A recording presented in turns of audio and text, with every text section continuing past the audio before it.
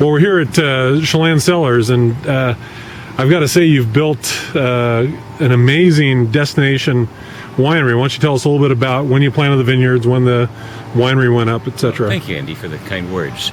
The vineyards were planted in the year 2000, immediately after removing 135 acres of apple trees.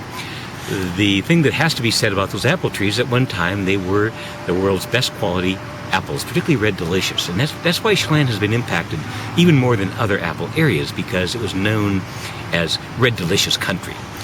And that was a variety that was impacted most dramatically. So the vineyards are receiving between 2,800 and 3,000 heat units a year. And so we chose dominantly to go to the aromatics, the Gewürztraminer, Riesling, Pinot Grigio, and also some Chard. On the red side, we had a lot of experiments going, other than Syrah, which has proven itself. And it is more in the classic Rhone, more austere style, very food-friendly. The other red that has proven itself, and we're planning quite a bit more, is Malbec. This region is quite similar to the Mendoza region in Argentina. We do have a lot of other experimental blocks. We have an acre of Sangiovese, an acre of Barbera, an acre of Nebbiolo, a little bit of Merlot to use as a blender, and some Viognier. But we're still, being very, very careful on the reds as to what we're planting. The other part of wine that I feel very strongly about is wine culture. And the other part of the story is I did design everything here myself, Andy. It's passion unleashed. And I have a tremendous appreciation for the art of Italian living. I've had the pleasure of teaching there off and on for 40 years. And so the entire facility that you see is designed to give folks an experiential destination where you can experience all of the other things that go with wine.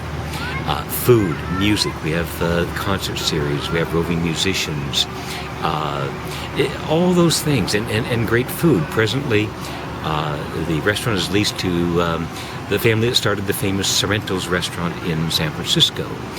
And so we're being very, very aware of pairing food and wines, giving people that experience. But it really is, in this day and age, about giving people experiences, something that leaves memories, something that you want to experience but don't have the opportunity frequently to experience. You talked a few minutes ago about how this really wasn't much of a risk for you, and I think part of that has to be this was already a destination for visitors. And I'm curious how you think the wine industry, just maybe in the last 3 or 4 years, has started to change the Chelan area. The wine industry is, I think, the foundational cornerstone of the Chelan economy right now. It used to be orchards, summer tourism between Memorial Day and Labor Day. Actually, the last 2 years, September and October, are our busiest months, interestingly. And so, you combine the views that if you scan out behind me now, they're just incomparable. We do have an advantage environmentally. We have water, we have mountains, literally, 4 or 5 miles from us. We have many, many other amenities. You can take a float plane up to Stehekin, go back a century and spend a day in Stehekin without running water lights, as I did spend my childhood. And don't want to go back there, but due to that no running water and electricity. But it was an interesting childhood to be raised that way. And it also really formed the agricultural roots that are the basis of this project, which is confidence in the vineyards. And I had no doubt that they would shine. But they've shined faster than I thought. Talk about the origins of the name, because it's an unusual spelling. I suspect a lot of people mispronounce it at first. It's probably the most controversial part of the entire operation. Chelan is the original spelling of Chelan, the Tsillan. It first showed up when the surveyors came through in 1826. It is the Native American term for deep water.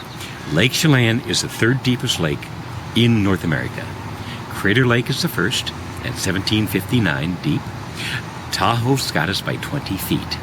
And Lake Chelan is 1,520 feet deep at its deepest point. You should go out there with a shovel and get it a little deeper. We got two options. With things going on in California and all their problems, we could probably go down and we could fill in that 20 feet on Tahoe, and then we'd take second. Or we can dig deeper down here. I'd rather go and fill in Tahoe. Yeah, Don't you? yeah. So that's the origin of the name. The spelling is catchy.